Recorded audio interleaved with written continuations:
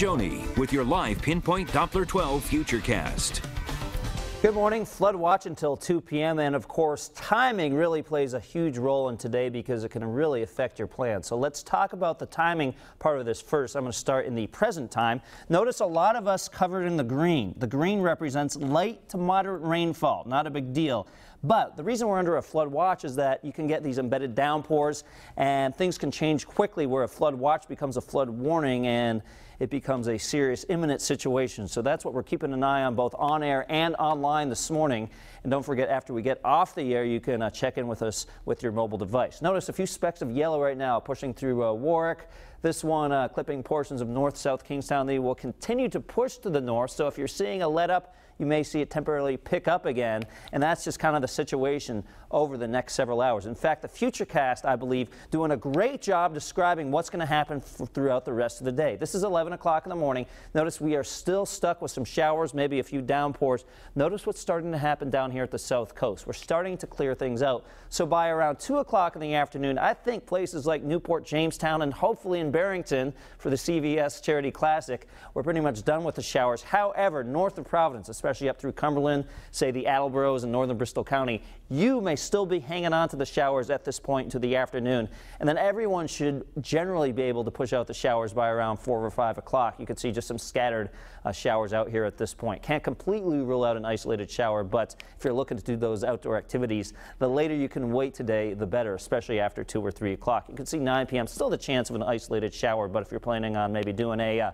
late dinner time barbecue, that should be okay for the most part. Now on the Eyewitness News Threat Tracker, because we have so much going on this morning, we're going to keep you in the high category. Not only is it the rain, but the strong winds, especially at the coast earlier this morning. We are seeing some reports of branches down in places like Westerly and even up into Attleboro, with some isolated power outages possible. This afternoon we'll put you in the medium category primarily because the dangerous rip currents will continue at the coast, and then by nighttime down into the low category. So there's the flood watch I just mentioned. So we move on here to a look at Narragansett. Waves are getting pretty big. High surf advisory all day long. Could see surf up to around 7 feet, so just be mindful of that if you're heading out to watch the waves.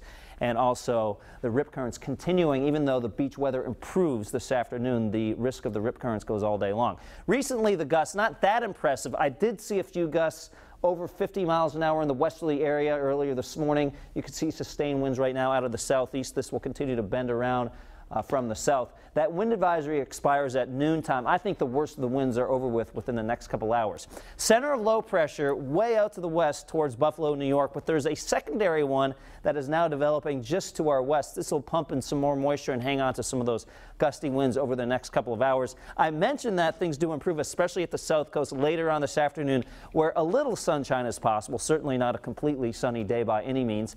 And I did want to break down one more time what's going to happen here in Barrington. Here are my thoughts. Still pretty good chance of some steady showers around 9 o'clock in the morning. By noontime, can't rule out some periods of showers, but I think they'll be off and on, so some times to maybe getting a few holes at this point. By 3 o'clock in the afternoon, mostly dry despite an isolated thunderstorm possible. So the day in Barrington not completely washed out. There is good news there. 7-day Futurecast shows Monday 75, partly sunny, and then we will see the chance of some showers later on this week. One decent chance on Wednesday, another on Friday, leaving the 4th of July dry for now, but stay tuned. Things do look a little unsettled as we go into next weekend, so obviously we'll be looking at more data as we make the final call on the 4th of July. And if you have travel plans, I've been monitoring the departures from TF Green this morning. Pretty much everything's on time. 1 10-minute delay around 11 o'clock this morning. But for the most part, we're in good shape right now. And things will get better into the afternoon. So there's very good news as well. All right, Pete, thanks so much. Yep. Other news we're following today, the Coast Guard has now suspended its search for an Olympic sailor with ties to New England. Trevor Moore's unmanned dinghy